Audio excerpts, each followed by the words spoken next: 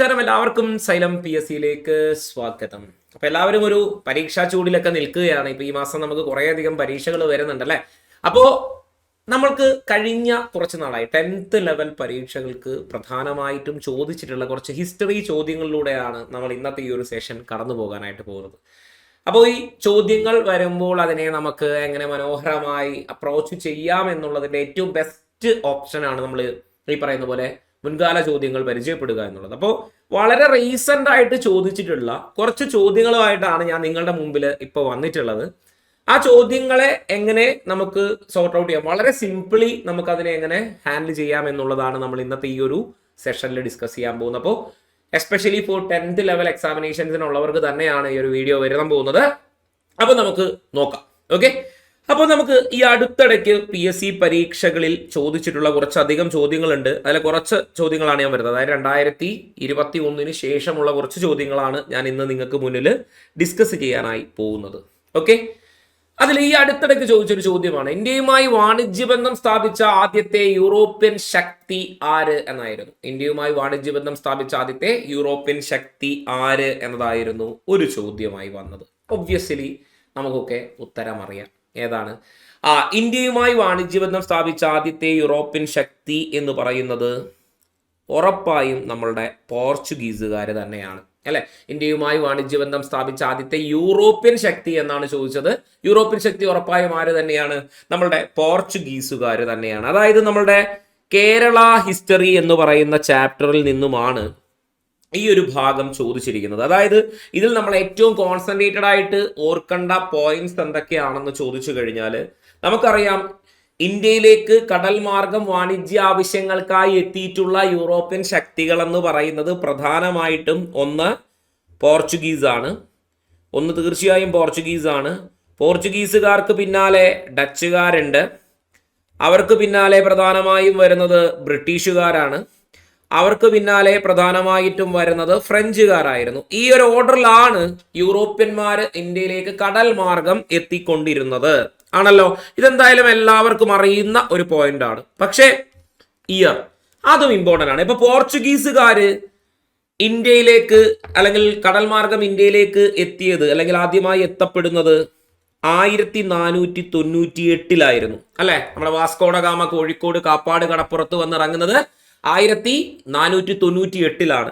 എന്നാൽ ഡച്ചുകാരിലേക്ക് വന്നാൽ ഒരു ചെറിയ കാര്യം പഠിക്കാനുണ്ട്. 1595 അവർ എത്തിയത് എന്ന് നമ്മൾ പഠിക്കുമ്പോഴും അവര് കേരളത്തിൽ എത്തുന്നത്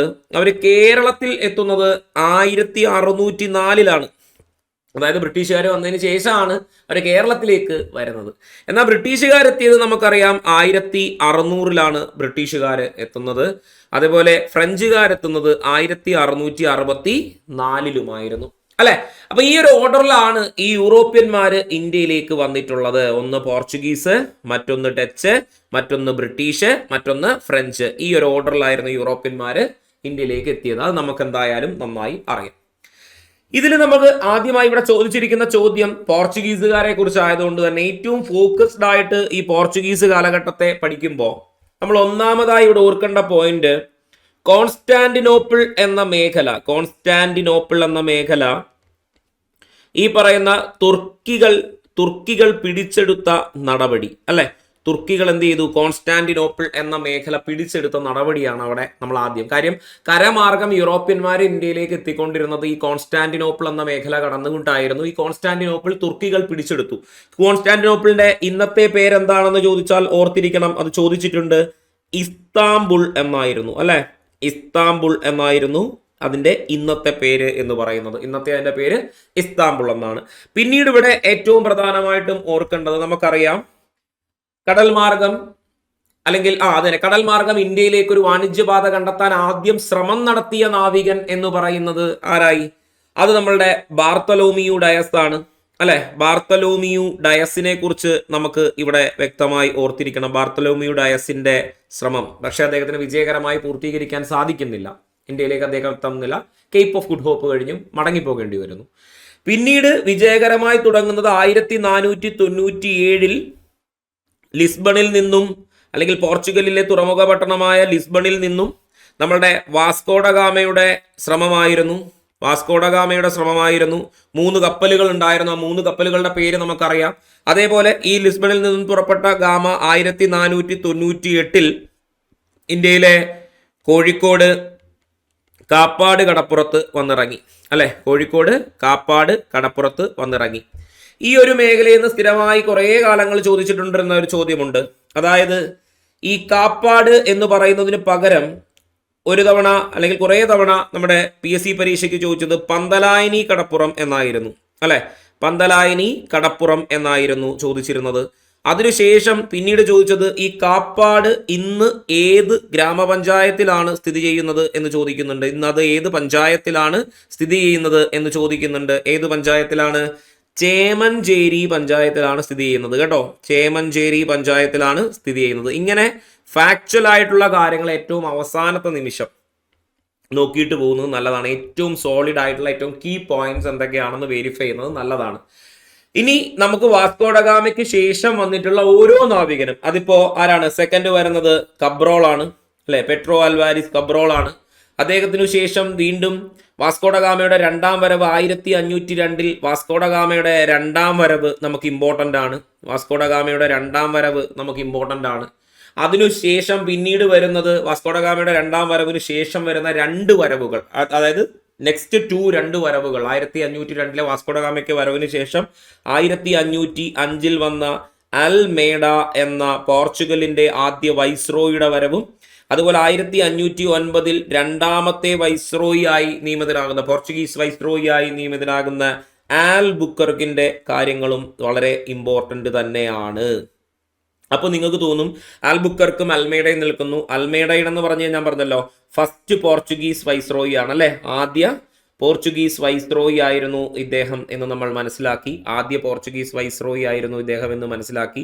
ഇദ്ദേഹത്തിന്റെ കാലത്തിൽ കുറേ സംഭവങ്ങളുണ്ട്. ബാറ്റിൽ ഓഫ് ചൗൾ യുദ്ധം ഒക്കെ നടക്കുന്നത് ഇദ്ദേഹത്തിന്റെ കാലഘട്ടത്തിലാണ്. അതുപോലെ 1509 ആൽബുക്കർക്ക് വരുമ്പോൾ ബ്രിട്ടീഷ് സാമ്രാജ്യത്തിന്റെ സ്ഥാപകൻ എന്നൊക്കെയാണ് പറയുന്നത്, അല്ലെ. അദ്ദേഹം കുറേയധികം ഭരണപരിഷ്കാരങ്ങളും മാറ്റങ്ങളും കൊണ്ടുവരുന്നു. മിശ്ര കോളനി സമ്പ്രദായം, അതുപോലെ പോർച്ചുഗീസ് മാതൃകയിൽ ഇന്ത്യക്കാരെ സൈനിക പരിശീലനം നടത്തിയ സമ്പ്രദായം, അതുപോലെ പോർച്ചുഗീസ് അധീന മേഖലയിലെ സതി നിരോധനം തുടങ്ങിയ നിരവധി പരിഷ്കാരങ്ങൾ കൊണ്ടുവന്നിട്ടുള്ള ആളാണ് ആര്? ആൽബുക്കർക്ക് എന്നും പറയുന്നത്. അപ്പോൾ ഏറ്റവും കീ ആയിട്ടുള്ള വേർഡ്സ് ആണ് ഇവിടെ നമ്മൾ പഠിക്കുന്നത്. അപ്പോൾ ഏറ്റവും പോയിന്റഡ് ആയിട്ടുള്ള കാര്യങ്ങളായിരിക്കണം ഏറ്റവും അവസാനം നമ്മൾ, അതായത് കഴിഞ്ഞ തവണങ്ങളിൽ മുൻകാലങ്ങളിൽ ചോദിച്ചിട്ടുള്ള ഇത് ചോദിച്ചിട്ടുണ്ട്, ആ എന്തൊക്കെയുണ്ട്, അതുപോലെ ഇത് ചോദിച്ചിട്ടുണ്ട്, ഇത് ചോദിച്ചിട്ടുണ്ട്, അതേപോലെ ഈ പറയുന്ന കാര്യങ്ങൾ ചോദിച്ചിട്ടുണ്ട്. ഓക്കെ. പിന്നെ കബ്രോള് വാസ്കോഡഗാമയുടെ രണ്ടാം വരവിന്റെ വർഷവും മൂന്നാം വരവ് 1524 അദ്ദേഹം അന്നാണ് പോർച്ചുഗീസ് വൈസ്രോയി എന്ന സ്ഥാനത്തോടെ വാസ്കോഡഗാമ വരുന്നത് 1524 ചോദിച്ചിട്ടുണ്ട്. ഇങ്ങനെയാണ് ചോദിക്കുന്നത്. അപ്പോൾ ഫോക്കസ്ഡ് പോയിന്റ്സ് വിട്ടുപോകാതെ പരീക്ഷയ്ക്ക് പോകാനായിട്ട് എല്ലാവരും ശ്രദ്ധിക്കണം. ഓക്കെ, നെക്സ്റ്റ് ചോദ്യം നോക്കിക്കേ. ഈസ്റ്റ് ഇന്ത്യ കമ്പനിയിൽ നിന്നും ഇന്ത്യയുടെ ഭരണം ബ്രിട്ടൻ ഏറ്റെടുത്തത് ഏതു വർഷമായിരുന്നു എന്നൊരു ചോദ്യമാണ് കിടക്കുന്നത്. ഈസ്റ്റ് ഇന്ത്യ കമ്പനിയിൽ നിന്നും ഇന്ത്യയുടെ ഭരണം ബ്രിട്ടൻ ഏറ്റെടുത്തത് ഏതു വർഷമാണ്? പ്രത്യേകിച്ച് സംശയമൊന്നുമില്ല, നല്ല ചോദ്യം, ഡയറക്റ്റ് ചോദ്യം, ഈസിയായി ചോദിച്ചിരിക്കുന്നു. ഉത്തരം 1858 ആണ്. പക്ഷേ ആവേശം മൂത്തുപോയാൽ നമ്മൾ എവിടെ കുത്തും? 1857 കയറി കുത്തും. കാര്യം എന്താ? 1857 വിപ്ലവത്തിന് ശേഷമാണല്ലോ ഈസ്റ്റ് ഇന്ത്യ കമ്പനിയുടെ ഭരണം ബ്രിട്ടീഷ് ക്രൗൺ ബ്രിട്ടീഷ് റാണി നേരിട്ട് ഏറ്റെടുത്തത് എന്നൊരു ഓർമ്മ നമ്മുടെ ബ്രെയിനിൽ ഉണ്ടാവും. അപ്പൊ എക്സാം ഹോളിൽ ചെല്ലുമ്പോൾ നമ്മൾ ഇത്രയും കൂളായിരിക്കില്ല, നമ്മൾ ആവേശം മൂക്കും. ഈസി ചോദ്യവും കൂടി ആയതുകൊണ്ട് നമുക്ക് ആവേശത്തിൽ നമ്മൾ ഏറ്റവും അധികം തെറ്റിക്കുന്നത് എപ്പോഴും എന്തായിരിക്കും? ഈസി ചോദ്യമായിരിക്കും. ടഫായിട്ടുള്ള ചോദ്യം നമ്മൾ കുറച്ച് ആലോചിക്കും. പക്ഷേ ഈസ്റ്റ് ഇന്ത്യ കമ്പനിയിൽ നിന്ന് ഇന്ത്യയുടെ ഭരണം ബ്രിട്ടൻ ഏറ്റെടുത്തത് ഏത് എന്ന് വരെയൊക്കെ ചിലപ്പോൾ കിട്ടും. വർഷം എന്നൊന്നും കാണത്തില്ല, ഏത് സംഭവം എന്നായിരിക്കും. 1857. തെറ്റി. അപ്പൊ ഏതാണ് ശരിയായ വർഷം? 1858 ആണ്. ഏത് സംഭവവുമായി ബന്ധപ്പെട്ടിരിക്കുന്നു? അതായത് ഗവൺമെന്റ് ഓഫ് ഇന്ത്യ ആക്ട്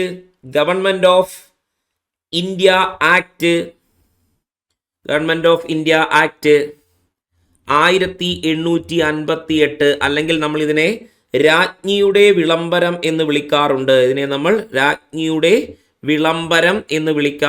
ആ നിയമമാണിത്, അല്ലെ. ഇതിനകത്ത് എന്തൊക്കെ സോളിഡ് ആയിട്ട് ഓർത്തു വെക്കണം? എല്ലാവർക്കും അറിയുന്ന ഒരു പോയിന്റ് എന്താ? ഈസ്റ്റ് ഇന്ത്യ കമ്പനിയിൽ നിന്നും ഭരണം ബ്രിട്ടീഷ് റാണിയുടെ നിയന്ത്രണത്തിലേക്ക് കൊണ്ടുവന്നു എന്നതാണ്. പിന്നീട് ഗവർണർ ജനറൽ ഓഫ് ഇന്ത്യ എന്ന പദവിക്ക് പകരം വൈസ്രോയി, റാണിയുടെ പ്രതിനിധിയായി വൈസ്രോയിയും അതേപോലെ പാർലമെന്റേറിയൻ പ്രതിനിധി എന്ന നിലയിൽ സെക്രട്ടറി ഓഫ് സ്റ്റേറ്റിനെയും സ്ഥാപിച്ച നിയമമാണ്. അതേപോലെ ഈസ്റ്റ് ഇന്ത്യ കമ്പനിയുടെ ഭരണവിഭാഗമായ കോർട്ട് ഓഫ് കൺട്രോൾ ബോർഡ് നിർത്തലാക്കിയ നിയമമാണ്. ഇത് പ്രകാരം ഇന്ത്യയുടെ റവന്യൂ, മറ്റ് സാമ്പത്തിക കാര്യങ്ങളും ഭരണപരമായ കാര്യങ്ങളും ഈസ്റ്റ് ഇന്ത്യ കമ്പനിയിൽ നിന്നും ബ്രിട്ടീഷ് റാണിയുടെ നേരിട്ടുള്ള നിയന്ത്രണത്തിലേക്ക് കൊണ്ടുവരപ്പെട്ട നിയമമാണ്. ഓക്കെ, അതുപോലെ ഇതുമായി ബന്ധപ്പെട്ട് വരുന്ന ഒരു ചോദ്യമുണ്ട്. ഇത് ബ്രിട്ടീഷ് പാർലമെന്റിൽ അവതരിപ്പിച്ച പ്രധാനമന്ത്രി ആരായിരുന്നു എന്നൊരു ചോദ്യം. അതായത് ഗവൺമെന്റ് ഓഫ് ഇന്ത്യ ആക്ട് 1858 എന്ന നിയമം ബ്രിട്ടീഷ് പാർലമെന്റിൽ അവതരിപ്പിച്ചത് സിംപിളി ഓർത്തു വെച്ചാൽ മതി. British parliament PM, British parliament PM അവതരിപ്പിച്ച ബ്രിട്ടന്റെ പ്രധാനമന്ത്രി, PM പ്രൈം മിനിസ്റ്റർ അല്ലെങ്കിൽ പ്രധാനമന്ത്രി അല്ലെ. ബ്രിട്ടീഷ് പാർലമെന്റ് എന്നതിന്റെ ഷോർട്ട് ഫോം PM, പ്രധാനമന്ത്രി അല്ലെങ്കിൽ പ്രൈം മിനിസ്റ്ററിന്റെ ഷോർട്ട് ഫോം PM. അവതരിപ്പിച്ച ആളുടെ പേരും PM-ൽ തന്നെയാണ്. ആരാണ്? പാൽ മേഴ്സ്റ്റൺ പ്രഭു ആണ്. പാൽ മേഴ്സ്റ്റൺ പ്രഭു ആയിരുന്നു എന്ന് ഓർത്തിരിക്കുക കേട്ടോ. Government of India act 1858 British പാർലമെന്റിൽ അവതരിപ്പിച്ച ബ്രിട്ടന്റെ പ്രധാനമന്ത്രിയായിരുന്നു ആര്? പാൽ മേഴ്സ്റ്റൺ പ്രഭു. PM എന്ന് ഓർത്തു വെച്ചാൽ മതി. അപ്പോൾ ഇത് ശരിക്കും 1857 വിപ്ലവവുമായി ബന്ധപ്പെട്ടതാണ്. എന്തൊക്കെ നോക്കണം എന്ന് ചോദിച്ചാൽ, സാറേ എവിടെ എന്തൊക്കെ നോക്കിയിട്ട് പോകണം പെട്ടെന്നൊന്ന് ചോദിച്ചാൽ, 1857 കലാപം, അതിലേക്ക് നയിച്ച പ്രധാനപ്പെട്ട ബ്രിട്ടീഷ് നിയമങ്ങൾ ഏതൊക്കെ, അതുമായി ബന്ധപ്പെട്ട് നടപ്പിലാക്കിയിട്ടുള്ള പ്രധാനപ്പെട്ട ബ്രിട്ടീഷ് നിയമങ്ങൾ ഏതൊക്കെ. കുറേ നിയമങ്ങളുണ്ട്. ദത്തവകാശ നിരോധന നിയമം, പോസ്റ്റ് ഓഫീസ് നിയമം, ഹിന്ദു വിധവ പുനർവാഹ നിയമം, അല്ലെ, ജനറൽ സർവീസ് എൻലിസ്റ്റ്മെന്റ് നിയമം, ഇങ്ങനെ കുറേ നിയമങ്ങളുണ്ട്. ആ നിയമങ്ങൾ ഏതൊക്കെയാണ്, അതിന്റെ വർഷങ്ങൾ കൃത്യമായി ഓർത്തു വെച്ചിട്ട് പോകണം. അതിൽ ദത്തവകാശ നിരോധന നിയമം 1848 ഡൽഹൌസി പ്രഭു നടപ്പിലാക്കിയ നിയമമാണ്. ആ നിയമം എന്താണ്, അതിന്റെ വസ്തുതകൾ എന്ന് നോക്കണം. അത് പ്രകാരം പിടിച്ചെടുത്ത നാട്ടുരാജ്യങ്ങൾ, സത്താറയാണ് ആദ്യമായി പിടിച്ചെടുത്തത്. 1848 ദത്തവകാശ നിരോധന നിയമത്തിലൂടെ ആദ്യമായി പിടിച്ചെടുത്ത നാട്ടുരാജ്യം എന്ന് പറയുന്നത് സത്താറയായിരുന്നു. ചോദിക്കുന്നുണ്ട്, സ്ഥിരമായി ചോദിക്കുന്നതാണ്, ഓർത്തു വെക്കേണ്ട പോയിന്റ്. അതാണ് ഒന്ന്. പിന്നീട് ഇതിൽ ഓർക്കേണ്ട കാര്യം നമ്മളുടെ P53 എൻഫീൽഡ് തോക്കുകളുടെ കാര്യമാണ്. നിങ്ങൾ പരീക്ഷയ്ക്ക് പോകുന്നവർക്ക് വേണ്ടിയിട്ടാണ് ഞാനിത് പറയുന്നത്. P53 എൻഫീൽഡ് തോക്കുകൾ എന്തായിരുന്നു പ്രശ്നം? അതിനകത്ത് പശുവിൻ്റെയും പന്നിയുടെയും കൊഴുപ്പ് അടങ്ങിയിട്ടുണ്ട് എന്നതായിരുന്നു. അത് ഇന്ത്യയിലെ ശിപായിമാർക്ക് എന്തുണ്ടാക്കി? അവരുടെ മതപരമായ വിശ്വാസങ്ങളെ തകർക്കുന്ന നടപടിയായി തോന്നി. പിന്നീട് 1857 കലാപത്തിന്റെ സാമൂഹിക സൈനിക കാരണങ്ങൾ എന്തൊക്കെയാണെന്ന് പഠിക്കണം. അതായത് ശിപായിമാരുടെ പ്രശ്നങ്ങൾ, സാമൂഹിക കാരണങ്ങൾ, മതപരിവർത്തനം പോലെയുള്ള കാര്യങ്ങളുമൊക്കെ അവിടെ ഒന്ന് വെരിഫൈ ചെയ്തിട്ട് പോകണം. പിന്നീട് നോക്കേണ്ടത് പ്രധാന കലാപ കേന്ദ്രങ്ങളും അവിടെ നേതൃത്വം വഹിച്ചിരുന്നവരുമാണ്. പ്രധാന കലാപ കേന്ദ്രം, നേതൃത്വം, നമ്മൾ ഷോർട്ട് കട്ടിലൊക്കെ ക്ലാസ്സിൽ പഠിക്കുന്ന സാധനമാണ് അല്ലെ. അപ്പൊ പ്രധാന കലാപ കേന്ദ്രം, നേതൃത്വം കുറേ തവണ ചോദിച്ചിട്ടുണ്ട്, ഓർത്തു വെക്കുക. പിന്നെ ഈ ഒരു ഭാഗത്ത് നിന്ന് SCERT-യിൽ ഫോക്കസ് ചെയ്തിരിക്കുന്ന പോയിന്റ് ഉണ്ട്. എന്തുകൊണ്ട് 1857 കലാപം പരാജയപ്പെട്ടു പോയി? അപ്പോൾ കലാപത്തിന്റെ പരാജയ കാരണങ്ങൾ എന്ന് പറയുന്നത് ശരിക്കും പറഞ്ഞാൽ SCERT-യിൽ നന്നായി പറയുന്നുണ്ട്. കലാപത്തിന്റെ പരാജയ കാരണങ്ങൾ എന്തൊക്കെ, എന്നത് നോക്കിപ്പോകണം. പരാജയ കാരണങ്ങൾ നോക്കിപ്പോകണം. കണ്ടോ, ഇങ്ങനെ വേണം നിങ്ങൾ എന്ത് ചെയ്യേണ്ടത്? ടോപ്പിക്കുകൾ തരംതിരിച്ച് കൊണ്ടുവരേണ്ടത്. കലാപത്തിന്റെ പരാജയ കാരണങ്ങൾ വന്നു. പിന്നീട് നിങ്ങൾക്ക് ഇതിൽ നിന്നും എങ്ങോട്ടേക്ക് പോകാൻ കഴിയണം? വിശേഷണങ്ങൾ, അതേപോലെ ഇതുമായി ബന്ധപ്പെട്ട പുസ്തകങ്ങൾ, അതേപോലെ ഇതുമായി ബന്ധപ്പെട്ട ചലച്ചിത്രങ്ങൾ, ഇങ്ങനെയുള്ള ഫാക്ട്സ് ഏറ്റവും അവസാനമായിട്ടാണ് നമ്മൾ പഠിക്കേണ്ടത്. ഓക്കെ, അത് 1857 കലാപം എന്ന് പറയുന്ന ചാപ്റ്ററിൽ നിന്നുമായിരുന്നു ശരിക്കും പറഞ്ഞാൽ ഏത് ചോദ്യം? ഈ ഒരു ചോദ്യം ചോദിച്ചിരുന്നത് എന്ന് ഓർത്തു വെക്കുക. ഓക്കെ, ഇനി ഞാൻ ഈ കഴിഞ്ഞ തിരുവനന്തപുരം LDCക്ക് ചോദിച്ച കുറച്ച് ടഫായിട്ടുള്ള പരീക്ഷയായിരുന്നു എന്നാണ് എല്ലാവരും ഒന്ന് പറഞ്ഞത്. അതിന് ചോദിച്ചൊരു ചോദ്യം ഞാൻ നിങ്ങൾക്ക് ജസ്റ്റ് ഒന്ന് കാണിച്ചു തരാം. നോക്കിക്കേ, സ്വാതന്ത്ര്യാനന്തരം സംസ്ഥാന പുനഃസംഘടനാ കമ്മീഷൻ രൂപീകരിച്ചു. ഇതുമായി ബന്ധപ്പെട്ട് താഴെ കൊടുത്തിരിക്കുന്ന പ്രസ്താവനകളിൽ ശരി ഏത് എന്നാണ് ചോദിച്ചിരിക്കുന്നത്. ഓക്കെ, രൂപീകരിച്ചത് 1953 ഇത് ഷാ കമ്മീഷൻ എന്ന പേരിൽ അറിയപ്പെടുന്നു. ഫസൽ അലി, HN കുൻസ്രു എന്നിവർ ഇതിൽ അംഗങ്ങളായിരുന്നു. ഈ കമ്മീഷന്റെ നിർദ്ദേശപ്രകാരം ആദ്യം രൂപീകരിച്ച സംസ്ഥാനം ആന്ധ്രാപ്രദേശാണ് എന്നിങ്ങനെയാണ് സ്റ്റേറ്റ്മെന്റ്. സത്യം പറഞ്ഞാൽ സിമ്പിൾ ആണ് അല്ലെ, വളരെ വളരെ അടിപൊളിയായിട്ട് ഈ ഒരു ചോദ്യത്തിന് ഉത്തരം നമുക്ക് കണ്ടുപിടിക്കാൻ പറ്റും. കാരണം ഇതിൽ നിന്ന് ഒരെണ്ണം തന്നെ എലിമിനേറ്റ് ചെയ്താൽ തന്നെ നമുക്ക് ഉത്തരത്തിലേക്ക് പോകാൻ വളരെ എളുപ്പമാണ്, അല്ലെ? അപ്പോ ഇത് ചോദിച്ചിരിക്കുന്നത് സ്വാതന്ത്ര്യാനന്തര ഇന്ത്യ എന്ന് പറയുന്ന ചാപ്റ്ററിൽ നിന്നുമാണ് ഈ ഒരു ചോദ്യം വന്നിട്ടുള്ളത്. സ്വാതന്ത്ര്യാനന്തര ഇന്ത്യ എന്ന ചാപ്റ്ററിൽ നിന്നുമാണ് ഈ ഒരു ചോദ്യം വന്നിട്ടുള്ളത്, അല്ലെ? സ്വാതന്ത്ര്യാനന്തര ഇന്ത്യയിലെ സംസ്ഥാന പുനഃസംഘടന എന്ന ഭാഗത്തു നിന്നുമാണ്, സംസ്ഥാന പുനഃസംഘടന എന്ന് പറയുന്ന ഭാഗത്തു നിന്നുമാണ് ഈ ഒരു ചോദ്യം നിങ്ങൾക്ക് ചോദിച്ചിരിക്കുന്നത്. അപ്പോ ഇവിടെ ആദ്യം ഓർക്കേണ്ട കാര്യം, ഭാഷാടിസ്ഥാനത്തിലെ സംസ്ഥാന രൂപീകരണം എന്ന ഒരു ഐഡിയ ലഭിക്കുന്ന ഒരു ഇന്ത്യൻ നാഷണൽ കോൺഗ്രസിന്റെ സമ്മേളനം ഉണ്ട്. ഏതാണത്? ഭാഷാടിസ്ഥാനത്തിൽ സംസ്ഥാന രൂപീകരണം എന്ന ഒരു ചിന്തയിലേക്ക് ഇന്ത്യൻ ജനതയെ, അല്ലെങ്കിൽ അതിന്റെ അടിസ്ഥാനപരമായി അങ്ങനെ ഒരു ആശയം കൊണ്ടുവരുന്ന ഒരു ഇന്ത്യൻ നാഷണൽ കോൺഗ്രസ് സമ്മേളനം എന്ന് പറയുന്നത് 1920 നാഗ്പൂർ സമ്മേളനമാണ്, അല്ലെ? 1920 നാഗ്പൂർ സമ്മേളനമാണ്. കുറേയധികം പ്രത്യേകതകളുള്ള സമ്മേളനമാണ് 1920 നാഗ്പൂർ സമ്മേളനം. അധ്യക്ഷനായിട്ടുണ്ടായിരുന്നത് സി വിജയരാഘവാചാരി ആയിരുന്നു. ഓക്കെ, അദ്ദേഹം അധ്യക്ഷനായ 1920 നാഗ്പൂർ സമ്മേളനമാണ് എന്ത്? ഭാഷാ അടിസ്ഥാനത്തിൽ കോൺഗ്രസ് കമ്മിറ്റികൾ രൂപീകരിക്കാം, ഭാഷാ അടിസ്ഥാനത്തിൽ കോൺഗ്രസ് കമ്മിറ്റികൾ രൂപീകരിക്കാം എന്ന ഒരു തീരുമാനം അംഗീകരിച്ചത്, അല്ലെ? കോൺഗ്രസ് കമ്മിറ്റികൾ രൂപീകരിക്കാം എന്ന അത്. അങ്ങനെ ഭാഷാ അടിസ്ഥാന സംസ്ഥാന രൂപീകരണം എന്നൊരു ഐഡിയോളജി ലഭിക്കുന്നത് നമുക്ക് 1920 ഇതേ നാഗ്പൂർ സമ്മേളനമാണ്. ഒപ്പം നമ്മുടെ ഗാന്ധിജിയുടെ ആദ്യത്തെ ദേശീയതല പ്രക്ഷോഭമായ നിസ്സഹകരണ പ്രസ്ഥാനത്തിന് അംഗീകാരം കൊടുത്ത സമ്മേളനം കൂടിയാണ് 1920 നാഗ്പൂർ സമ്മേളനം എന്നൊരു പ്രത്യേകതയുണ്ട്. പിന്നെ ഓർക്കുകയാണെങ്കിൽ നമ്മുടെ കേരള നവോത്ഥാന നായകൻ VT ഭട്ടതിരിപ്പാട് പങ്കെടുത്ത ഏക ഇന്ത്യൻ നാഷണൽ കോൺഗ്രസ് സമ്മേളനം ഏതാണെന്ന് ചോദിച്ചാലും അതും 1920 നാഗ്പൂർ സമ്മേളനമാണ്. ഒരുപാട് പ്രത്യേകതകളുള്ള ഒരു സമ്മേളനമാണ്. അതുകൊണ്ടാണ് ഞാൻ പറഞ്ഞത് ഫോക്കസ്ഡ് പോയിന്റ്സ്. കണ്ടോ, ഇതൊക്കെയാണ് നമ്മളുടെ എപ്പോഴും ഫോക്കസ്ഡ് പോയിന്റ്സ് എന്ന നിലയിൽ നമ്മൾ നോക്കി വെക്കേണ്ട മേഖല. ഭയങ്കര ഫോക്കസ്ഡ് ആണ്. കണ്ടോ, കുറേ ചോദ്യങ്ങൾ ആവർത്തന ചോദ്യങ്ങളായിട്ട് വന്നിട്ടുള്ള ഒരു ഭാഗമാണ് ഈ 1920 നാഗ്പൂർ സമ്മേളനം. എപ്പോഴും മക്കളെ നിങ്ങൾ ചോദിക്കാറുണ്ട്, സാറേ എത്രയും പഠിക്കണം, എവിടെയൊക്കെ പഠിക്കണം, എന്ത് ചോദിക്കണം, ആകെ കൺഫ്യൂഷനാണ്, എന്ത് ചെയ്യണ്ടേന്ന് അറിയില്ല എന്നൊക്കെ പലപ്പോഴും ചോദിക്കാറുണ്ട്. ഒന്നുമില്ല, പ്രീവിയസ് ഇയർ ചോദ്യങ്ങൾ പഠിക്കുന്ന നിങ്ങൾക്ക് തീർച്ചയായിട്ടും ഒരു ടോപ്പിക്ക് പഠിക്കുമ്പോൾ അതിന്റെ ഫോക്കസ്ഡ് ഏരിയ കണ്ടുപിടിക്കാൻ വളരെ സിമ്പിൾ ആണ്. കാര്യം ഇതിൽ ഇപ്പൊ തന്നെ ഞാൻ പറഞ്ഞല്ലോ 1920 നാഗ്പൂർ സമ്മേളനം എന്തൊക്കെ കാര്യങ്ങൾ ഫോക്കസ് ചെയ്യണമെന്ന് ചോദിച്ചാൽ, നിസ്സഹകരണ പ്രസ്ഥാനത്തിന് അംഗീകാരം നൽകി, നിസ്സഹകരണ പ്രസ്ഥാനവുമായി ഇതിന് ബന്ധമുണ്ട്, നിസ്സഹകരണ പ്രസ്ഥാനത്തിന് അംഗീകാരം നൽകി. രണ്ടാമത് ഞാൻ പറഞ്ഞ പോയിന്റാണ് 1920 നാഗ്പൂർ സമ്മേളനമാണ് ഭാഷാ അടിസ്ഥാനത്തിൽ കോൺഗ്രസ് കമ്മിറ്റികൾ രൂപീകരിക്കാമെന്ന് പറഞ്ഞത്. അതേപോലെ കേരള നവോത്ഥാന നായകനായ VT ഭട്ടതിരിപ്പാട് പങ്കെടുത്ത ഏക INC സമ്മേളനം എന്ന് പറഞ്ഞാലും ഇത് തന്നെയാണ് 1920 നാഗ്പൂർ സമ്മേളനമായിരുന്നു എന്ന് ഓർത്തു വയ്ക്കാവുന്നതാണ്. കത്തി എന്ന് വിശ്വസിക്കുന്നു, എല്ലാവർക്കും മനസ്സിലാകുന്നു എന്ന് വിശ്വസിക്കുന്നു. യൂസ്ഫുൾ ആണെങ്കിൽ വീണ്ടും ഇങ്ങനെ ഒന്ന് കണ്ടുപോവുക. ഓക്കെ. അപ്പോൾ ഇവിടെ സംസ്ഥാന പുനഃസംഘടനാ നിയമം എന്നതാണ് ഇവിടെ പറഞ്ഞിരിക്കുന്നത്, അല്ലെ? സംസ്ഥാന പുനഃസംഘടനാ നിയമം. അപ്പൊ സംസ്ഥാന പുനഃസംഘടന എന്നൊരു ആശയത്തിലേക്ക് എത്തിക്കുമ്പോൾ ഇവിടെ നമ്മളുടെ മനസ്സിൽ ആദ്യമായി ഓടിയെത്തുന്നയാള് തീർച്ചയായും ഫസൽ അലിയാണ്, അല്ലെ? അങ്ങനെ രൂപീകരിച്ച കമ്മീഷന്റെ തലവനായി വരുന്നത് ഫസൽ അലി കമ്മീഷൻ ആയിരുന്നു എന്ന് നമുക്കറിയാം. ഫസൽ അലി കമ്മീഷൻ ആയിരുന്നു ഇന്ത്യയിലെ ഭാഷാ പുനഃസംഘടനാ കമ്മീഷൻ എന്ന് നമ്മൾ പറയുന്നത്. അതായത് സ്വാതന്ത്ര്യാനന്തരം ഇന്ത്യയിൽ ഭാഷാ അടിസ്ഥാനത്തിലെ സംസ്ഥാന രൂപീകരണം ഉണ്ടാകണമെന്ന് പറഞ്ഞതിനെ തുടർന്ന് നമുക്ക് കുറെ കമ്മിറ്റികൾ കേൾക്കാനുണ്ട്. അതിൽ ഒന്ന് SK ധർ കമ്മിറ്റിയാണ്, അല്ലെ? കോൺസ്റ്റിറ്റ്യൂന്റ് അസംബ്ലി നിയമിച്ച SK ധർ കമ്മിറ്റി. പിന്നീടുള്ള കമ്മിറ്റി എന്ന് പറഞ്ഞാൽ ഇന്ത്യൻ നാഷണൽ കോൺഗ്രസ് നിയമിച്ച നമ്മളുടെ JVP കമ്മിറ്റിയാണ്. ഇന്ത്യൻ നാഷണൽ കോൺഗ്രസ് നിയമിച്ച JVP committee, Jawaharlal Nehru Vallabhbhai Patel Pattabhi Sitaramayya commission. ഈ കമ്മീഷനുകളുടെ വാദങ്ങൾക്ക് ശേഷമാണ് വിശാലാന്ധ്ര പ്രസ്ഥാനത്തിന്റെ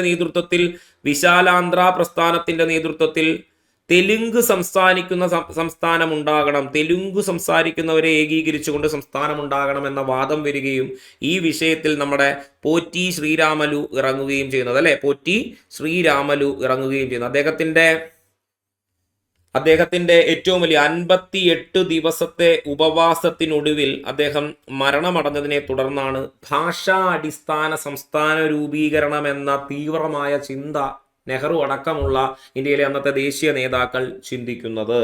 അതിന്റെ അടിസ്ഥാനത്തിലാണ് 1953 ഭാഷാടിസ്ഥാനത്തിൽ സംസ്ഥാന രൂപീകരണത്തെക്കുറിച്ച് പഠിക്കാനായി സംസ്ഥാന പുനഃസംഘടനാ കമ്മീഷൻ രൂപീകരിക്കുന്നത്. അല്ലെ, സംസ്ഥാന പുനഃസംഘടനാ കമ്മീഷൻ രൂപീകരിക്കുന്നത്. ഈ സംസ്ഥാന പുനഃസംഘടനാ കമ്മീഷനിലെ അംഗങ്ങളായിരുന്ന ആൾക്കാരാണ് ഒന്ന് ഫസൽ അലി, അദ്ദേഹമായിരുന്നു അതിന്റെ ചെയർമാൻ. പിന്നീടുള്ള ആളാണ് എച്ച് എൻ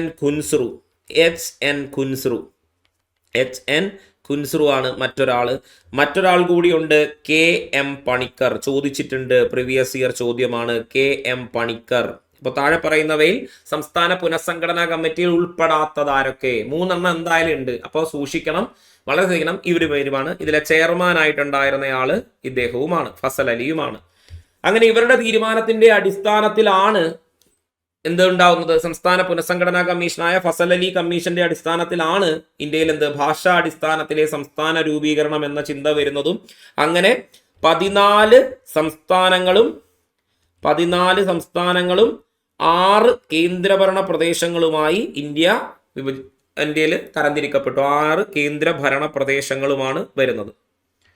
ഓക്കെ, ഇങ്ങനെയാണ് സംസ്ഥാന പുനഃസംഘടനയിലേക്ക് വരുന്നത്. അപ്പോൾ ഈ ഒരു ചോദ്യത്തിലേക്ക് നമ്മൾ പരിശോധിച്ചു കഴിഞ്ഞാൽ നോക്കിക്കേ, രൂപീകരിച്ചത് 1953 ശരി. ഷാ കമ്മീഷൻ ആണോ? അല്ല, ഫസൽ അലി കമ്മീഷൻ. അല്ലെ, ഫസൽ അലി കമ്മീഷൻ ആണ്. ഷാ കമ്മീഷൻ ആണോ? അല്ല, ഫസൽ അലി കമ്മീഷൻ. തെറ്റ്. ഫസൽ അലി, എച്ച് എൻ ഖുൻസ്രു എന്നിവർ അംഗങ്ങളായിരുന്നു. ശരി. നിർദ്ദേശപ്രകാരം രൂപീകരിച്ച ആദ്യ സംസ്ഥാനം ആന്ധ്ര സംസ്ഥാനമായിരുന്നു. അപ്പോൾ സ്വാഭാവികമായും ഉത്തരം 1, 3, 4 എന്ന ഓപ്ഷൻ ഡിയിലേക്ക് നമുക്ക് പോകേണ്ടതായിട്ട് വരും. ഇനി കേരളത്തിന്റെ ദേശീയ പ്രസ്ഥാനത്തിൽ നിന്നും ഒരു ചോദ്യം ഇത്തവണ തന്നെ ചോദിച്ചിട്ടുണ്ട്. കേരളത്തിന്റെ ദേശീയ പ്രസ്ഥാനത്തിൽ നിന്നും നോക്കിക്കേ, താഴെ കൊടുത്തിരിക്കുന്നവയിൽ ശരിയായ കാലഗണനാക്രമം ഏത് എന്നാണ് ചോദിച്ചിരിക്കുന്നത്. നോക്കിയേ, വൈക്കം സത്യാഗ്രഹം, ചാന്നാർ ലഹള, ക്ഷേത്രപ്രവേശന വിളംബരം, മലബാർ കലാപം, ഇങ്ങനെയാണ് കൊടുത്തിരിക്കുന്നത്. എന്തായാലും നമുക്ക് കൃത്യമായിട്ട് അറിയാം, ചാന്നാർ ലഹള എന്ന് പറയുന്നത് 1859 1859. അതേപോലെ വൈക്കം സത്യാഗ്രഹം 1924. ക്ഷേത്രപ്രവേശനം 1936. മലബാർ കലാപം 1921. ചോദ്യപേപ്പർ കിട്ടുമ്പോൾ തന്നെ ഇതങ്ങ് എഴുതി വെച്ചോണം. എന്നിട്ട് നോക്കിയാൽ നമുക്കറിയാം, ഇതിൽ ഒന്നാമത്തെ നമ്പർ ചാന്നാർ ലഹള, രണ്ടാമത്തെ നമ്പർ മലബാർ കലാപം, മൂന്നാമത്തെ നമ്പർ വൈക്കം സത്യാഗ്രഹം, നാലാമത്തെ നമ്പർ ക്ഷേത്രപ്രവേശന വിളംബരം. അപ്പോൾ ശരിയായ ഉത്തരം എവിടെ കിട്ടും നമുക്ക്? ബി, ഓപ്ഷൻ ബി ആണ്. ഓപ്ഷൻ ബി അല്ലെ, 2 അല്ലെ, ഇവിടുത്തെ 2, പിന്നെ അത് കഴിഞ്ഞാൽ പിന്നെ മലബാർ ലഹള 4, അത് കഴിഞ്ഞ് വൈക്കം സത്യാഗ്രഹം 1, അത് കഴിഞ്ഞ് ക്ഷേത്രപ്രവേശന വിളംബരം 3. ഓപ്ഷൻ ബി ആണ് ശരിയായി വരുന്ന ഉത്തരം. കിട്ടിയോ? കിട്ടി. ഇനി ഞാൻ എന്നാൽ അടുത്ത ചോദ്യത്തിലേക്ക് വരട്ടെ. താഴെ കൊടുത്തിരിക്കുന്ന പ്രസ്താവനകൾ പരിശോധിച്ച് ശരിയായവ കണ്ടെത്തുക എന്നാണ് പറഞ്ഞിരിക്കുന്നത്. പ്രവർത്തിക്കുക അല്ലെങ്കിൽ മരിക്കുക എന്നത് ക്വിറ്റ് ഇന്ത്യ സമരത്തിന്റെ മുദ്രാവാക്യമാണ്. എന്തായാലും ഈ ഒരു ചോദ്യം PSC ചോദിച്ചിരിക്കുന്നത് തന്നെ ഒരു 90% ആൾക്കാർക്കും എന്തറിയാം, ഇത് ഉറപ്പായും കറക്റ്റ് സ്റ്റേറ്റ്മെന്റ് ആണെന്ന് അറിയുന്നവരാണ്. 1 എന്ന സ്റ്റേറ്റ്മെന്റ് എല്ലാവർക്കും അറിയുന്നതാണെന്ന് PSCക്ക് 90% ഉറപ്പുണ്ട്. പ്രവർത്തിക്കുക, ഡു ഓർ ഡൈ അല്ലെ, ഡു ഓർ ഡൈ എന്ന സ്റ്റേറ്റ്മെന്റ് പറഞ്ഞത് നമ്മളുടെ ഗാന്ധിജിയുടെ ക്വിറ്റ് ഇന്ത്യ പ്രസംഗത്തിന്റെ ഭാഗമായി അദ്ദേഹം പറഞ്ഞതാണ്. അതെന്തായാലും നമുക്കറിയാം. ഇനി ജാലിയൻ വാലാബാഗ് ദുരന്തം നടന്നത് 1921 ഏപ്രിൽ 13 അല്ല. കാര്യം ഇന്ത്യയുടെ ചരിത്രത്തിലെ ഏറ്റവും ക്രൂഷ്യലായ ഒരു വർഷമാണ് 1919. എന്തൊക്കെയാണ് പ്രശ്നമെന്ന് ചോദിച്ചാൽ നോക്കിക്കേ, റൗലറ്റ് നിയമം ഇന്ത്യയിൽ വരുന്നത്, അതേപോലെ തന്നെ അതിനെ തുടർന്നുണ്ടായ ജാലിയൻ വാലാബാഗ് ഇന്ത്യയിൽ വരുന്നത്, ജാലിയൻ വാലാബാഗ് സംഭവം ഇന്ത്യയിൽ നടക്കുന്നത്, അതേപോലെ ഇന്ത്യയിലെ വളരെ പ്രധാനപ്പെട്ട ഖിലാഫത്ത് പ്രസ്ഥാനം ആരംഭിക്കുന്നത്, അഖിലേന്ത്യാ ഖിലാഫത്ത് പ്രസ്ഥാനം ആരംഭിക്കുന്നത്, അതേപോലെ തന്നെ 1919 മറ്റൊരു പ്രത്യേകതയാണ് മൊണ്ടേഗ് ചെംസ്ഫോർഡ് ഭരണപരിഷ്കാരം. ചെംസ്ഫോർഡ് ഭരണപരിഷ്കാരം ഇന്ത്യയുടെ മുന്നോട്ടുള്ള കുറേ അധികം കാര്യങ്ങൾക്ക് ഈ ഒരു ഭരണപരിഷ്കാരം പ്രകാരം നടപ്പിലാക്കിയ ദ്വിഭരണ വ്യവസ്ഥ അഥവാ ഡയാർക്കി തടസ്സപ്പെടുത്തിയിട്ടുണ്ട്. ദ്വിഭരണം നടപ്പിലാക്കിയ നിയമമാണ് മൊണ്ടേഗ് ചെംസ്ഫോർഡ്. അപ്പോൾ 1919 എന്ന വർഷം ഇന്ത്യയുടെ ചരിത്രത്തിലെ വളരെ പ്രധാനപ്പെട്ടതാണ് എന്നറിയാം. അപ്പോൾ ജാലിയൻ വാലാബാഗ് 1921 ഇവിടെ കൊടുത്തേക്കുന്നത് 21 അല്ല. അപ്പൊ എന്തായാലും 2 തെറ്റി. ഇനി നിങ്ങളൊന്ന് നോക്കിക്കേ, 2 തെറ്റി എന്ന് വന്നാൽ നമ്മൾ രക്ഷപ്പെട്ടോ. എന്തേ 2 തെറ്റി എന്ന് പറഞ്ഞു കഴിഞ്ഞാൽ ഇവിടെ 2 ഓപ്ഷൻ ഇല്ലാത്തത് 1, 2 ഓപ്ഷൻ ഉള്ളത് 2 അല്ലെ. പിന്നെ നമ്മൾ താഴെ 50-50 ആയി. ഇനി 1 ശരിയെന്നറിയുന്നവർക്ക് വേണമെങ്കിൽ എവിടേക്കൊക്കെ പോവാം, എയും സിയും ആണെന്ന് വെക്കാം. ഇത് 2ഉം വെട്ടിക്കളയാൻ പറ്റും, ബിയും ഡിയും വെട്ടിക്കളയാൻ പറ്റും. ഒന്നാമത്തെ സ്റ്റേറ്റ്മെന്റ് കറക്റ്റ് ആണെന്ന് അറിയുന്നവർക്ക് അല്ലെ. അപ്പൊ അങ്ങനെയാണ്. ഇപ്പൊ ഞാൻ എന്തായാലും രണ്ടാമത്തെ സ്റ്റേറ്റ്മെന്റ് കൂടെ നോക്കി. അപ്പൊ 1919 ഏപ്രിൽ 13 ജാലിയൻ വാലാബാഗ്. ഇനി ഇത് നിങ്ങൾക്ക് പല ആൾക്കാർക്കും അറിയാത്തൊരു കാര്യമാണ് അല്ലെ. 50% താഴെയുള്ളവർക്കായിരിക്കും 1948 ജനുവരി 20 ഗാന്ധിയുടെ നേരെ വധശ്രമം നടന്നു എന്നത് അറിയുന്നത്. കുഴപ്പമില്ല, അറിയണ്ട, അത് നമുക്ക് അറിയണ്ട. ഇനി രണ്ടാം വട്ടമേശ സമ്മേളനം 1931 സെപ്റ്റംബറിൽ ലണ്ടനിൽ വെച്ച് നടന്നു എന്നൊരു സ്റ്റേറ്റ്മെന്റ് ഇവിടെ കിടക്കുന്നുണ്ട്.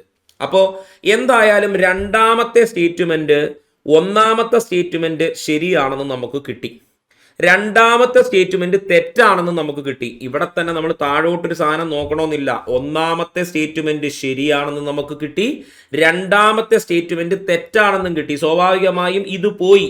പിന്നെ ഒന്നാമത്തെ സ്റ്റേറ്റ്മെന്റ് ഉള്ളത് ഒറ്റ ചോദ്യത്തിലേ ഉള്ളൂ, ഓപ്ഷൻ സി അല്ലെ. 1, 3, 4 എന്നിവ ശരി എന്നതാകും അല്ലെ. അപ്പൊ ഫസ്റ്റിലത്തെ 2 പോയിന്റ് തന്നെ ഇവിടെ നമുക്ക് എന്ത് ചെയ്യാം, നമുക്ക് ബ്രേക്ക് ചെയ്യാൻ പറ്റും. ഈ ഒരു ചോദ്യത്തെ ബ്രേക്ക് ചെയ്യാൻ പറ്റും, അടിപൊളിയായിട്ട് കിട്ടും. താഴത്തെ അറിഞ്ഞില്ലെങ്കിലും കുഴപ്പമില്ല. 1 ശരിയും 2 തെറ്റാണെന്നുള്ളത് ഒരു 90% കുട്ടികൾക്കും അറിയാമായിരിക്കും. നന്നായി പ്രിപ്പയർ ചെയ്യൊന്നും വേണ്ട, കലാകാലങ്ങളായി അറിയുന്ന ഒരു കാര്യമാണ്. അതിനകത്ത് നമുക്കത് കിട്ടും. ശരിയല്ലേ? ശരിയാണ്, ഉറപ്പായും അത് തന്നെയാണ് ശരിയായി വരുന്നത്.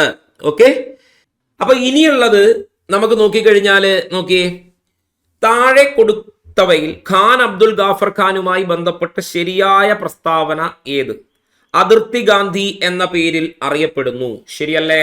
നമുക്ക് എന്തായാലും അറിയാം, അതിർത്തി ഗാന്ധി എന്ന പേരിൽ അറിയപ്പെടുന്നു. അതേപോലെ നമുക്ക് അറിയുന്ന ഒന്നായിരിക്കും ഖുദായി ഖുദ്മാത്കാർ എന്ന സംഘടന രൂപീകരിച്ചു എന്ന പോയിന്റ്. ഖുദായി ഖുദ്മാത്കാർ എന്ന സംഘടന രൂപീകരിച്ചു എന്ന പോയിന്റുമാണ് നമുക്ക് അറിയുന്ന കാര്യം എന്ന് പറയുന്നത്. ബാക്കിയുള്ളതിലായിരിക്കും നമുക്കൊരു 60% ആൾക്കാർക്ക് ഒരു കൺഫ്യൂഷൻ വരുന്ന ഒരു പോയിന്റുകളാണ്. 1988 ജനുവരി 20 അന്തരിച്ചു എന്നും 87 അദ്ദേഹത്തിന് ഭാരതരത്നം ലഭിച്ചു എന്നതുമാണ് നമുക്ക്. പക്ഷേ 1ഉം 4ഉം ശരിയാണ്. പക്ഷേ ഇവിടെ ഒരു പ്രശ്നം, തെറ്റാൻ വഴിയുണ്ട്. 1ഉം 4ഉം ഇവിടെ ഉത്തരത്തിൽ കിടക്കുന്നുണ്ട് അല്ലെ. 1ഉം 4ഉം ഇവിടെ ഉത്തരത്തിൽ കിടക്കുന്നുണ്ട്. അപ്പോ ന്യായമായും ഇവിടുത്തെ ഒരു ചോദ്യം നോക്കിക്കഴിഞ്ഞാൽ, ഈ ഒരു ഭാഗത്തെ ചോദ്യം നോക്കിക്കഴിഞ്ഞാൽ നമുക്ക് ഏത് ടോപ്പിക്കിൽ നിന്നുമാണ് ഇത് ചോദിച്ചത് എന്നതാണ് ആദ്യത്തെ വിഷയം. കാര്യം ഫോക്കസ് ചെയ്യേണ്ട ചാപ്റ്ററാണ്. ഏതാണ്? സിവിൽ നിയമലംഘന പ്രസ്ഥാനമാണ് അല്ലെ. സിവിൽ നിയമലംഘന പ്രസ്ഥാനം. അപ്പൊ നമ്മുടെ സിലബസിൽ ഏത് ചാപ്റ്ററാണ്? ഗാന്ധിജിയും ദേശീയ പ്രസ്ഥാനവും അല്ലെ. ഗാന്ധിജിയും ദേശീയ പ്രസ്ഥാനം എന്ന് പറയുന്ന ഭാഗത്തു നിന്നാണ് ഇത് വരുന്നത്. ഗാന്ധിജിയും ദേശീയ പ്രസ്ഥാനവും എന്ന് പറയുന്ന ഭാഗത്തു നിന്നുമാണ് ഇത് എന്ത് ചെയ്യുന്നത്, ഇത് വരുന്നത് എന്ന് ഓർത്തിരിക്കുക. ഓക്കെ, അപ്പോൾ ഗാന്ധിജിയും ദേശീയ പ്രസ്ഥാനത്തിലെ സിവിൽ നിയമലംഘന പ്രസ്ഥാനം, നമുക്കതിനകത്ത് ഓർത്തിരിക്കേണ്ട പോയിന്റ്, ഗാന്ധിജി മുന്നോട്ട് വെച്ച നിർദ്ദേശങ്ങൾ. അതിനകത്ത് ഓർത്തിരിക്കേണ്ട ഫസ്റ്റ് SCRT-യിലുണ്ട് അദ്ദേഹം മുന്നോട്ട് വെച്ച പ്രപ്പോസലുകൾ എന്തൊക്കെയാണ് എന്നുള്ളത്. ഇനി ഇതുമായി ബന്ധപ്പെട്ട് നടക്കുന്ന ഒന്നാണ്, ഏറ്റവും പ്രധാനപ്പെട്ട ഒന്നാണ് എന്ത്? ഉപ്പു സത്യാഗ്രഹം എന്ന് പറയുന്നത്. ഉപ്പു സത്യാഗ്രഹം എന്നതാണ് ഈ സമരവുമായി ബന്ധപ്പെട്ട ഏറ്റവും പ്രധാനപ്പെട്ട മറ്റൊരു കാര്യം. അതും എല്ലാവർക്കും അറിയാം. പിന്നീട് ഇതിൽ ഏറ്റവും പ്രധാനപ്പെട്ടു വരുന്ന ഒരു കാര്യം എന്ന് പറഞ്ഞാൽ, ഇന്ത്യയിലെ വിവിധ മേഖലകളിൽ സിവിൽ നിയമലംഘന പ്രസ്ഥാനത്തിന് നേതൃത്വം വഹിച്ചിട്ടുണ്ട്. ഗാന്ധിജി ആരംഭിച്ച ഇന്ത്യയിലെ രണ്ടാമത്തെ ദേശീയതല പ്രക്ഷോഭമായ നിയമലംഘന പ്രസ്ഥാനം. ഇതിപ്പോ സപ്പോസ് നമ്മുടെ ഇന്ത്യ ആണെങ്കിൽ, നമ്മുടെ ഗാന്ധിജി ഗുജറാത്തിൽ ഉണ്ടായിരുന്നു അല്ലെ. ഗുജറാത്തിൽ ആരായിരുന്നു? ഗാന്ധിജി ഉണ്ടായിരുന്നു. ഗുജറാത്തിൽ ഗാന്ധിജി ആയിരുന്നു ഉണ്ടായിരുന്നത്. അതേപോലെ നമ്മുടെ ഇങ്ങ് കൊച്ചു കേരളത്തിൽ കേളപ്പനായിരുന്നു ഇതിന് നേതൃത്വം വഹിച്ചത്. കേളപ്പനായിരുന്നു. നമ്മൾ അദ്ദേഹത്തെ കേരള ഗാന്ധി എന്നൊക്കെയാണ് വിളിക്കുന്നത് അല്ലെ. കേരള ഗാന്ധി എന്നറിയപ്പെടുന്ന കേളപ്പൻ. തമിഴ്നാട്ടിൽ ഇതേപോലെ നിയമലംഘന പ്രസ്ഥാനത്തിന് നേതൃത്വം നൽകിയത് C. രാജഗോപാലാചാരി ആയിരുന്നു. രാജഗോപാലാചാരിയായിരുന്നു ഇവിടെ നേതൃത്വം വഹിച്ചത്. അദ്ദേഹത്തെ നമ്മൾ വിളിക്കുന്നത് എന്തായിരുന്നു? അദ്ദേഹത്തെ നമ്മൾ വിളിക്കുന്നത് വേദാരണ്യം ഗാന്ധി എന്നാണ്. വേദാരണ്യം ഗാന്ധി എന്നറിയപ്പെടുന്നയാളാണ് അദ്ദേഹം. ഇനി അതേപോലെ ഇവിടെ നമ്മളുടെ ഒഡീഷയുണ്ട്. ഒഡീഷയിൽ ഈ പറയും പോലെ നേതൃത്വം നൽകിയത് ഗോപബന്ധു ചൗധരിയാണ്. ഗോപബന്ധു ചൗധരിയാണ് ഇവിടെ നേതൃത്വം നൽകിയ ആള് എന്ന് പറയുന്നത്. ഇനി ഇന്ത്യയുടെ വടക്ക് കിഴക്ക് ഇഷ്ടംപോലെ തവണ ചോദിച്ചിട്ടുണ്ട്. ആരാണ്? റാണി ഗൈഡി ലിയു ആണ്. റാണി ഗൈഡി ലിയു ആണ് ഇവിടെ നേതൃത്വം നൽകിയത്. നാഗന്മാരുടെ റാണി എന്ന് നെഹ്റു വിളിച്ചത്. അതേപോലെ ഇന്ത്യയുടെ വടക്കു പടിഞ്ഞാറൻ മേഖലയിൽ നേതൃത്വം നൽകിയ ആളാണ് ആര്? ഖാൻ അബ്ദുൽ ഗാഫർ ഖാൻ എന്ന് പറയുന്നത്. നമ്മളിപ്പോൾ ക്വസ്റ്റ്യനിൽ കണ്ട ഖാൻ അബ്ദുൽ ഗാഫർ ഖാൻ ആണ് ഇന്ത്യയുടെ വടക്കു പടിഞ്ഞാറൻ മേഖലയിൽ. ഇവിടെ വടക്ക് കിഴക്കൻ മേഖലയിൽ റാണി ഗൈഡി ലിയുവും ആയിരുന്നു ഏറ്റവും പ്രധാനം. ഇനി ഗാന്ധിജിയുടെ ഇതേ സമയത്ത് തന്നെ ഗുജറാത്തിൽ നടക്കുന്ന മറ്റൊരു സംഭവമാണ് ധരാസന ഉപ്പ് ഫാക്ടറി ഉപരോധം, അല്ലെ? ധരാസന ഉപ്പ് ഫാക്ടറി ഉപരോധവും ഇതേ കാലത്തിലാണ് നടക്കുന്നത്. അത് നേതൃത്വം വഹിച്ചത് സരോജിനി നായിഡുവുമായിരുന്നു. അതിന് നേതൃത്വം വഹിച്ചത് സരോജിനി നായിഡുവുമായിരുന്നു. ഇങ്ങനെ പാറ്റേണൈസ് ചെയ്ത് പാറ്റേൺ ആക്കി പഠിച്ചിട്ടേ മക്കളെ കാര്യമുള്ളൂ എന്നതുകൂടി നിങ്ങൾ ഒന്ന് ഓർത്തിരിക്കുക. അപ്പൊ ഇവിടുത്തെ നമ്മുടെ ചോദ്യം എന്തായിരുന്നു? ഇവിടുത്തെ നമ്മളുടെ ചോദ്യം എന്ന് പറയുന്നത് എന്തായിരുന്നു? നമ്മളുടെ ചോദ്യം നമ്മളുടെ അതിർത്തി ഗാന്ധി എന്നൊക്കെ അറിയപ്പെടുന്ന ഈ ഒരു ചോദ്യത്തിൽ നിങ്ങൾ ഓർത്തു വെച്ചോ, ഈ രണ്ട് സ്റ്റേറ്റ്മെന്റും ശരിയാണ്. പക്ഷെ ഇത് ഓർത്തു വെക്കുന്നത് നല്ലതാ, ഇനിയും ആവർത്തിച്ചു വരാൻ സാധ്യതയുണ്ട്. ഓപ്ഷൻ ഡി ആയിരുന്നു ഇത് പ്രകാരം ശരിയായ ഉത്തരം. ഓക്കെ, അപ്പൊ അതിർത്തി ഗാന്ധി എന്നറിയപ്പെടുന്ന ഇദ്ദേഹമാണ്. ഇദ്ദേഹത്തിന്റെ ഈ കാലഘട്ടത്തിൽ ആരംഭിച്ച സംഘടനയാണ് ഖുദായി ഖുദ്മാത്കർ. ഈ സംഘടനയുടെ അർത്ഥം എന്ന് പറയുന്നത്, ഈ വാക്കിന്റെ അർത്ഥം ദൈവത്തിന്റെ സേവകർ എന്നായിരുന്നു. ദൈവത്തിന്റെ സേവകർ എന്നായിരുന്നു ഈ വാക്കിന്റെ അർത്ഥം. ദൈവത്തിന്റെ സേവകർ എന്നായിരുന്നു ഈ വാക്കിന്റെ അർത്ഥം. Servants of God. ഇവർ ധരിച്ചിരുന്ന വസ്ത്രം ചുവപ്പായിരുന്നതിനാൽ ഇവരെ നമ്മൾ റെഡ് ഷർട്ട് എന്ന് വിളിച്ചിരുന്നു. ഇതിലെ അംഗങ്ങൾ ധരിച്ചിരുന്ന വസ്ത്രം ചുവപ്പായിരുന്നതിനാൽ ഇവരെ നമ്മൾ ചുവന്ന കുപ്പായക്കാർ എന്ന് വിളിച്ചിരുന്നു. ചുവന്ന കുപ്പായക്കാർ എന്ന് നമ്മൾ ഇവരെ വിളിച്ചിരുന്നു. ഓക്കെ, അപ്പൊ കുറച്ച് ചോദ്യങ്ങളാണ് ഞാൻ ഡിസ്കസ് ചെയ്തത്. ഫോക്കസിംഗ് പോയിന്റ് ഒന്ന് മനസ്സിലാക്കാനാണ്. ഇതേപോലെ പ്രീവിയസ് ഇയർ ചോദ്യങ്ങളെ യൂട്ടിലൈസ് ചെയ്യാൻ ലാസ്റ്റ് ടൈമിൽ ശ്രമിക്കുക. ഓക്കെ, അപ്പൊ യൂസ്ഫുൾ ആയി ഈ സെഷൻ എന്നാണ് ഞാൻ വിശ്വസിക്കുന്നത്. ഞാൻ കുറെ അധികം ലാസ്റ്റ് ചോദിച്ച പരീക്ഷകളിലെ കുറച്ച് കാര്യങ്ങളാണ് അനലൈസ് ചെയ്ത് ഞാൻ നിങ്ങൾക്ക് പറഞ്ഞു തന്നത്. യൂസ്ഫുൾ ആയെങ്കിൽ തീർച്ചയായും ഇതേപോലെ തന്നെ എല്ലാ പാറ്റേൺ ചോദ്യങ്ങളെയും ഒന്ന് ആവർത്തിക്കുക. മറ്റൊരു സെഷനിൽ നമുക്ക് വീണ്ടും ഉറപ്പായിട്ടും കാണാം. ഇതുപോലുള്ള ചെറിയ ക്വസ്റ്റ്യൻ പേപ്പർ അനാലിസിസുമായിട്ട് നമുക്ക് എന്തായാലും നമുക്കൊന്ന് പഠിച്ച് മുന്നോട്ട് പോകാനായിട്ട് ശ്രമിക്കാം. അപ്പൊ വീണ്ടും കാണാം മക്കളെ. താങ്ക്